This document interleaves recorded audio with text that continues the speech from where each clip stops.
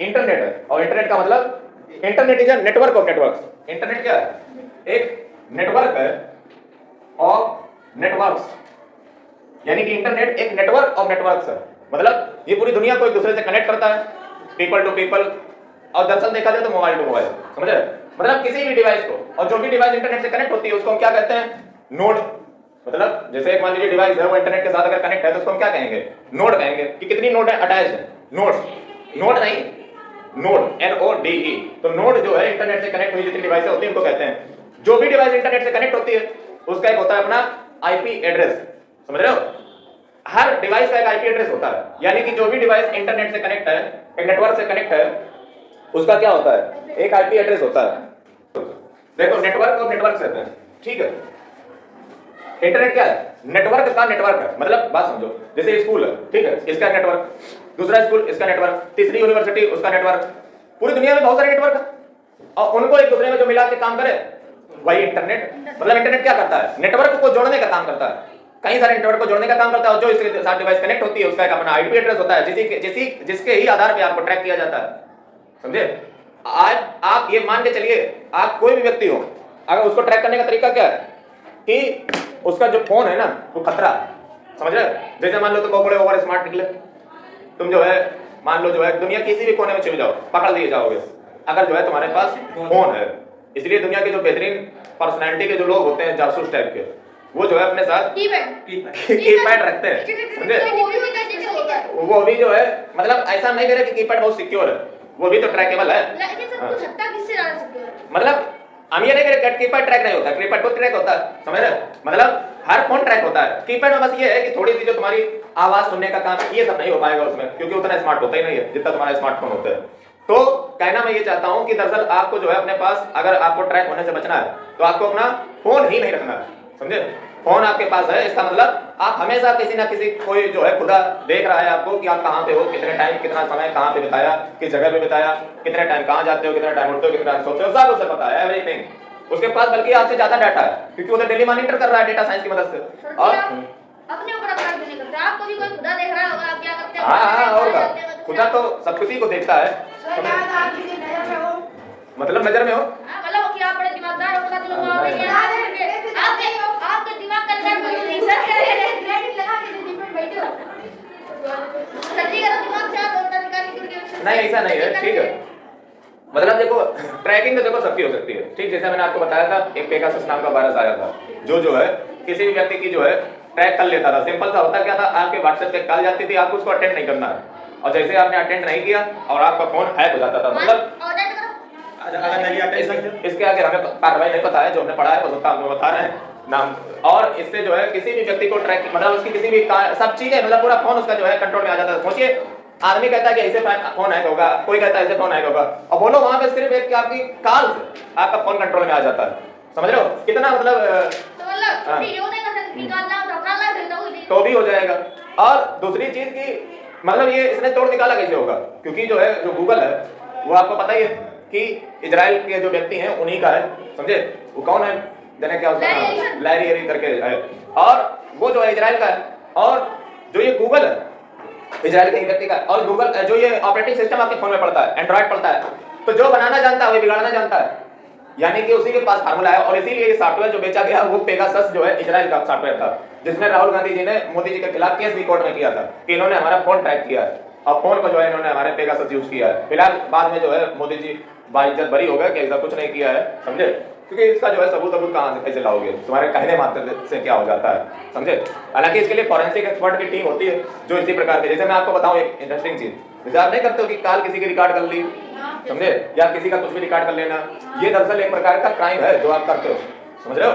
मतलब हम भी करते हैं, स्क्रीनशॉट नहीं है, स्क्रीनशॉट जो है नहीं है। और ये जो है तुम्हारा जैसे जी, तो जो कंपनी है एंड्रॉइड या एप्पल वो क्राइम कर रहे हैं, क्योंकि क्राइम का साथ दे रहे हो, ऐसा ऑप्शन ही क्यों देते हैं कि जिसमें कॉल से रिकॉर्डिंग हो जाए? बैठ जाइए, बहुत बढ़िया सवाल पूछा कि रिकॉर्ड करने का ऑप्शन ही क्यों देते हैं, समझे? रिकॉर्ड करने का भैया ऑप्शन इसलिए देते हैं क्योंकि किसी भी चीज की, मैं आपको 50 बार बता चुका हूं, विलियम शेक्सपियर ने भी कहा है कि अच्छाई और बुराई उसे यूज करने पर डिपेंड करती है। रिकॉर्डिंग कोई बुरी चीज थोड़ी ना है। जैसे मान लो किसी ने कॉल पे नंबर बोला और आपको मान लो पेन नहीं है, आपने कह दिया कि बोल दो, हम बाद में सुन लेंगे, तो कितना अच्छा चीज है, हम खुद अक्सर इस बात का भी प्रयोग करते हैं, नहीं लिखते बस ये बोलते सबूत भी हो हाँ, जाएगा किसी से बस सबूत ही तो नहीं, जैसे ये तो सर, हाँ, ऐसे तो हम कोर्ट में किसी का सबूत दिखा रहे हम उसी पढ़ सकते हैं कि तुमने ऐसा क्राइम क्यों किया, फिर तुमने उसके चीजों को नोट किया, तुमने उसकी ऐसी प्राइवेट चीजों में रिकॉर्डिंग करी, तो वो हमारे लिए इसका कॉन्सेप्ट असल यहाँ से बनता है कि किसी की अगर मान लो कॉल रिकॉर्ड आपने की और उसकी अनजाने में की, जैसे मान लो मैंने किसी कॉल लगाई, उसने जो है बोला और हमने जो है ऐसे चुपचाप कर ली, बताया नहीं, ये क्राइम है।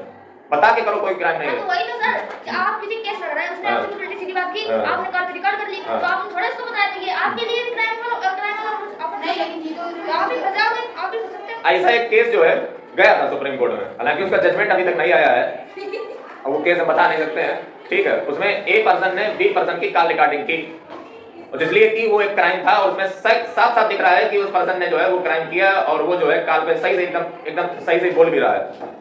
अब ए पर्सन बी को जो है लेकर गया कोर्ट में, उसने जो कहा कि देखो सब जो मामला एकदम क्लियर कट है, और तो आप बताइए इनका क्या किया जाए, समझे। तो ए जो है बी का जो है मामला लेकर के कहाँ गया, कोर्ट में, सुप्रीम कोर्ट में। तो फाइनली वो केस अभी पेंडिंग है, वहां पे दो मामले फंस रहे हैं। पहला तो ये कि बेटा तुमने पकड़ाया तो है, लेकिन कॉल रिकॉर्डिंग है, ये सुप्रीम कोर्ट के पास एक तो प्राइवेसी से रिलेटेड इशू हो गया, लेकिन दूसरा ये कि बात सही भी है। तो पहले सजा हम किसको दें और क्यों दें, ये थोड़ा सा मामला हाँ। हम तो जिसने किया बी वाले को दे दो बोल के, और इसे दे दे 5 साल जेल करके खत्म। नहीं। दोनों ये क्या है, हो गया बराबर ही ठीक है, थोड़ी गलत है, लेकिन बी को होना क्या नहीं, उसके जो कॉन्स्टिट्यूशन में उसके लिए जो सजा है वो बी को दीजिए कि आपने ये जुर्म कबूला है, और जो सजा ए के लिए है प्राइवेसी वाली वो ए को दी जाए। अब पता नहीं बी का सजा 5 साल का, तो और कैसे नहीं, मेरे हिसाब से तो ये ठीक है कि प्राइवेसी के तेल लेने आप सीधे से जो है जो गलती जिसकी है उसको पहले सजा दो। प्राइवेसी क्या हुआ, सही तो बात निकली ना, बात खत्म। प्राइवेसी क्या लेना देना, ऐसे तो जिंदगी में मतलब ये कौन सी कानून की भाषा हो गई कि मतलब हम गलत ठहर जाए और प्राइवेसी पहले बची रहे, तो ऐसी प्राइवेसी थोड़ी ना चाहिए। इसी बचाने के लिए झूठ भी बोलना पड़ता है, हाँ। सही बात है हमारी बात तो तुम्हारी सही है हाँ। दूसरी चीज ये भी है कि प्राइवेसी क्यों इशू बन जाता है, क्योंकि आर्टिकल नंबर 21 में जो है आपकी राइट टू प्राइवेसी है, मतलब आपको जो है अपना प्राइवेसी जो है मेंटेन करने का राइट है। और जैसे मान लो टेलीकॉम कंपनियां जब आपके पास कॉल करती हैं तो आप सुनिएगा कितने ध्यान से, वो कहती हैं कि आपकी कॉल गुणवत्ता जने काय के लिए रिकॉर्ड की जा सकती है, ऐसे पहले बोल देती हैं, समझ रहे हो। वो इसीलिए बोला जाता है ताकि जो है आप बाद में ये ना कह सकें कि नहीं हमने तो रिकॉर्ड कैसे तुमने कर लिया। वो गुणवत्ता कुछ नहीं, वो तुम्हारी कॉल रिकॉर्डिंग इसलिए करती है ताकि जो है इन फ्यूचर वो काम आए, समझे, उसमें डेटा साइंस लगाया जा सके, इसीलिए आपकी कॉल रिकॉर्डिंग की जाती है, समझ रहे हो। कि वो पहले ही बोल देते हैं, यानी कि कॉल रिकॉर्डिंग एक क्राइम है। कॉल रिकॉर्डिंग क्या, बल्कि कुछ भी आप करते हो किसी भी दूसरे व्यक्ति की परमिशन के बगैर, वो सब जो है क्राइम की कैटेगरी में आता है, समझ रहे हो। पूछ लो फोटो खींचना कैसे क्राइम, अब पब्लिक फिगर में जो है जब जो है आप ऐसा नहीं कर सकते हो, मतलब पब्लिक जो व्यक्ति है मतलब बड़ा व्यक्ति है उसके साथ तुम कैसे मना करो, किससे किससे केस करोगे, अगर तुम सबके खिलाफ केस ही करते घूमोगे। जैसे मान लो कोई सेलिब्रिटी है बहुत फेमस, उसने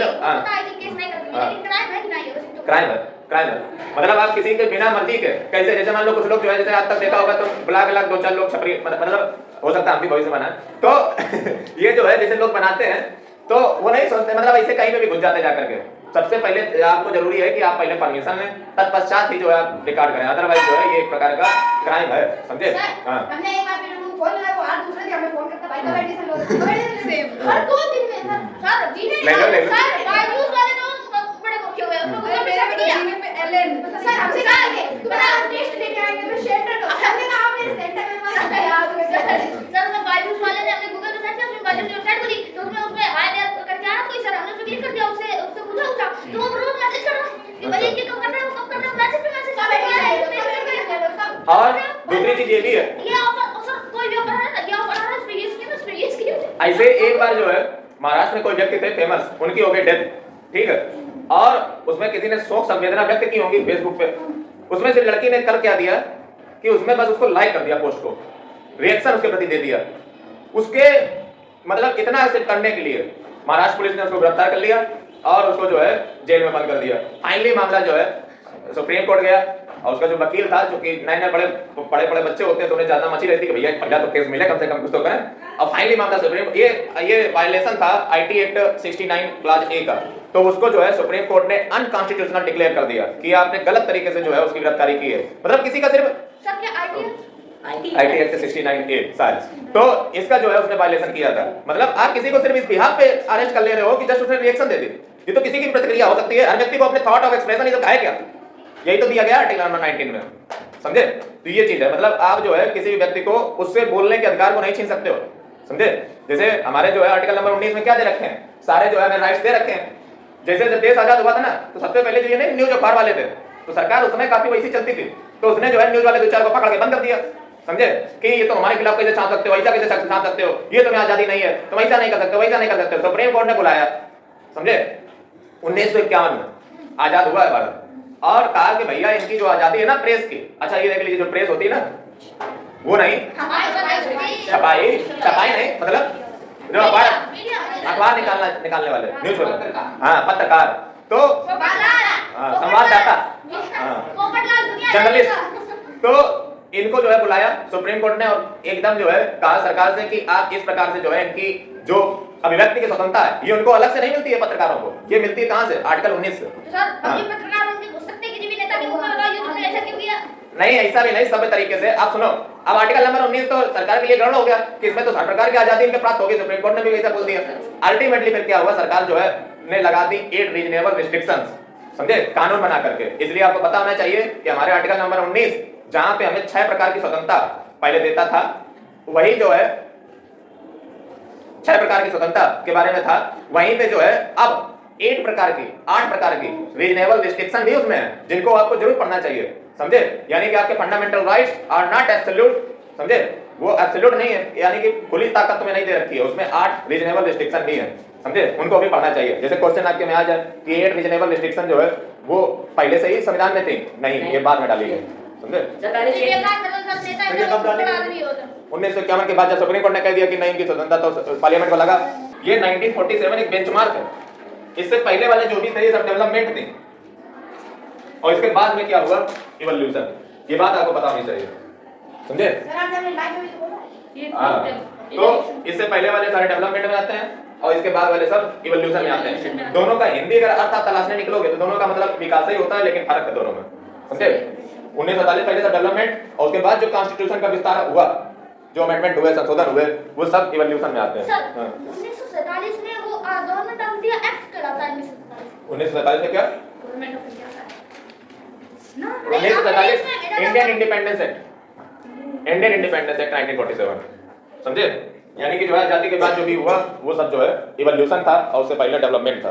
कल हम इसे देख रहे थे तुम्हारी एसएसटी, तो उसमें हमने देखा वो जो हमने पढ़ाया है वो सब उसमें तुम्हारी बुक में था, उससे थोड़ा सा विचित्र टाइप का है, और जो ये लिखते बैठे थे ना कल, तो हमने उसमें देखा गूगल लिखा था, उसका बात को समझो। वो क्वेश्चन पता क्या कह रहा है, उसमें क्वेश्चन में ये था कि आधिकारिक कारण क्या थे बंगाल के विभाजन के, आधिकारिक कारण क्या थे, यानी कि ऑफिशियल रीजन जो है क्या थे, समझे, आधिकारिक कारण।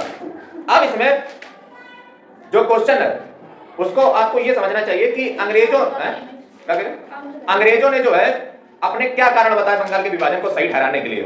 क्वेश्चन ये है, समझ रहे, अंग्रेजों ने बंगाल के विभाजन को सही ठहराने के लिए क्या कारण बताए, और इन्होंने जो आंसर लिखा है वो ये लिखा है कि बंगाल के विभाजन के क्या कारण थे। दोनों बातों में जमीन आसमान का फर्क है।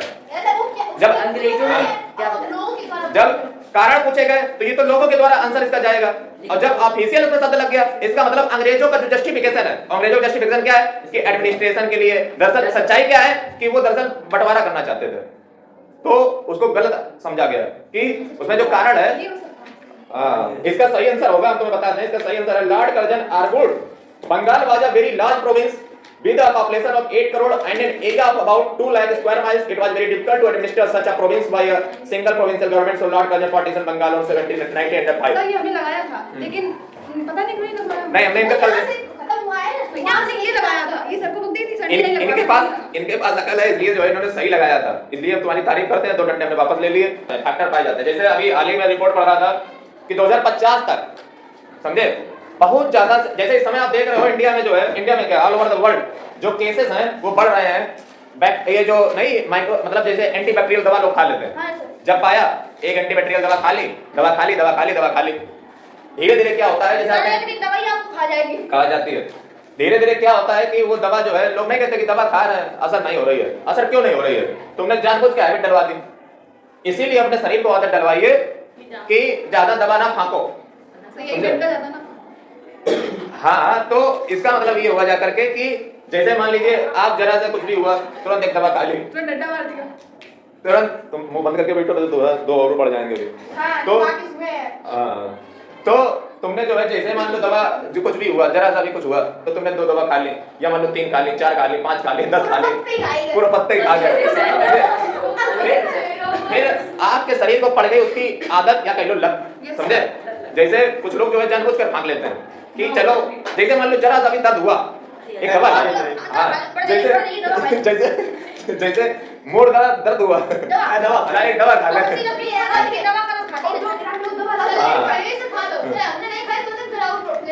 जैसे मान लो जरा सा भी कट भी गया लाइक दवा खा ले।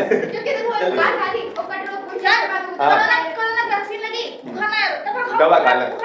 वैक्सीन के पीछे तो कारण ये है दरअसल वो पहली बार एंटी रेजिस्टेंट जो होते हैं वो डेवलप होते हैं आपके अंदर इम्यूनिटी, तो वो जो है शरीर आपका मतलब जो है हीट करता है, मतलब एक तरीके से रिएक्ट करता है उसके प्रति जो वायरसेस हैं, समझे? जो वैक्सीन का वैक्सीन मतलब मरा हुआ चीज डाला गया तुम्हारे, मरा वायरस, समझे? उसका जहर निकाल लिया गया है। अब जो आपके शरीर में पहुंचता है तो वो चूंकि डेड है, लेकिन हमारा शरीर तो उसके प्रति प्रतिक्रिया करेगा ना, और जब वो प्रतिक्रिया करेगा तो सीधी बात एक रेजिस्टेंस पैदा होगा, तुम्हें बुखार कराना है। कि जो एंटीबैक्टीरियल होते हैं उनको आप बार-बार मतलब जो है बैक्टीरिया एंटीबैक्टीरियल दवा खा रहे हो बार-बार, धीरे-धीरे क्या होता है हमारा शरीर उसका आदत पड़ जाती है, फिर हमारे डंडे का आदत पड़ चुकी है, कोई असर नहीं होता है। या कह लीजिए नहीं हम मतलब बता रहे इसको जोड़ करके यहाँ से कि जैसे तुम डेली बच गए तो धीरे धीरे जो है आप लोग उसके हैबिट पड़ जाएगी, समझ रहे हो? आदत एक आदत पड़ जाती है।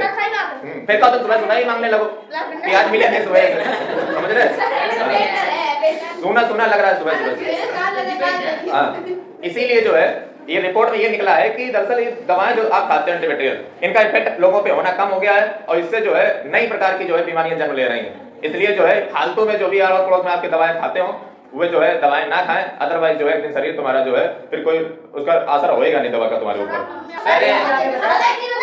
वो दूर की चीज को पास लाने अरे सुनो तो ऐसा होता है तो सर माइक्रोस्कोप छोटी चीज को और छोटा करता है। ये जैसे कि ये मार्कर है तो ये टेलीस्कोप से हमने देखा तो इसके अंदर जो चीज होगी वो साइज के लिए दूर होगी, तो दूर की चीज में और अंदर से ठीक बस हाँ वो लोग चलो तुमसे ना हो पाएगा। हल्के में ले रहे क्वेश्चन बिल्कुल सही है, बहुत सही। अरे बहुत सही। रहने दो हमारे पास ये 1 रुपया ना आया, ठीक है? तुम अगर सोच रहे हो कि तुम देंगे आपको किसी ने रुपए नहीं दिए देखा था। तो देखो जैसे इन्होंने पूछा अंत में, देखो बेसिक सी इसके पीछे टेक्निक बताते हैं कि जो माइक्रोस्कोप होता है वो किसी चीज को बहुत ही बड़े आकार में उसको कर देता है, ठीक है? टेलीस्कोप का जो सिद्धांत होता है वो अलग होता है। इसको पढ़ोगे कब? तो जब क्लास 12th में जाओगे तो वहां पे आपको माइक्रोस्कोप बनाना। टेलीस्कोप का भी तो ये सिद्धांत होता है कि छोटी चीज को बड़े कर देता है। दूर की नहीं तुमने क्लास 1 पढ़ी नहीं है, फेल हो गई। बिल्कुल सही है, बताओ ये क्वेश्चन एक बार हमारे स्कूल में हो गया, हर इसका आंसर देख रहे हैं। आपने टाइप पढ़ाया तब बताया था हां सर एक बार बता दीजिए। हमने पढ़ा हमने पढ़ा क्लास 12 में, वहां पे हमने पढ़ा, लेकिन मेरे दिमाग में भी क्वेश्चन आया उसने रिपीट किया। दिमाग होगा तब तो क्वेश्चन आएगा ना, तभी तो उसका क्वेश्चन रिपीट हुआ है। देखो माइक्रोस्कोप जो है वो किसी भी चीज को बड़ा कर देता है, ठीक है? और जो टेलीस्कोप होता है उसका जो आर्किटेक्चर है वो दूसरी प्रकार से होता है। टेलीस्कोप क्या करता है, जो जब इसकी आप पूरी जब मेथड पढ़ोगे बनाने की, ये क्लास 12th में होती है, ठीक है? क्लास 12th में तो इससे पहले नहीं मिलेगा, इससे पहले नहीं मिलेगा। तो ये जो है टेलीस्कोप का सिद्धांत ये होता है कि जो दूर की चीज है सबसे पहले तो उसको जो है पास लाता है। कहां पे? जो माइक्रोस्कोप होता है ना, जहां पे आप जैसे माइक्रोस्कोप आपने देखो, माइक्रोस्कोप पे आप रख के चीजों को देखते हो। टेलीस्कोप पता क्या करता है? टेलीस्कोप में एक नई चीज जुड़ जाती है, माइक्रोस्कोप उसमें नहीं होता है।